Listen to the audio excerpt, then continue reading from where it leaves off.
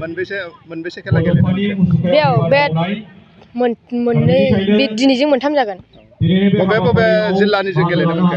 जिल्लानिया गवालपारा जिल्ला आरो गवालपारा जिल्लाजों ओमफ्राय क'क्राझार जिल्ला आरो नै दिनै बाक्सा जिल्लाजों गेलेगोन। माबायदि मोनदों गेलेनानै? गेलेनानै गोसोखौ मोजां मोनदों। नों माबे प्लेसाव गेलेयो? आं हाबाव गेलेयो। आंनिया केहेजुल नार्जारि। माबायदि मोनदों गेलेनानै? गोसोखौ मोजां मोनदों आरोखि थारमाने फार्स्ट टाइम गेलेनो मोनदों। उनाव माबायदि गेलेनो गोसो? माबायदि गेलेगिरि जागोन? मोजां गेलेगिरि जानानै एसे माबागोन आरोखि।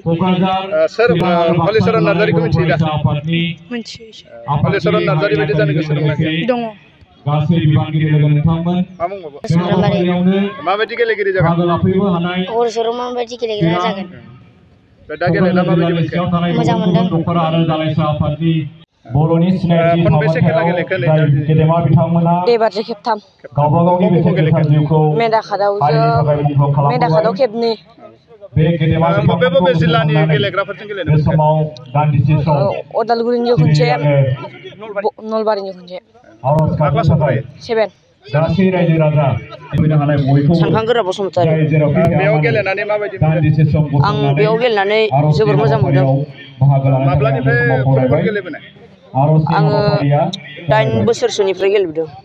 दा मा क्लासाव फरायो दायो? आं क्लास 8 आव फरायो। क्लास 8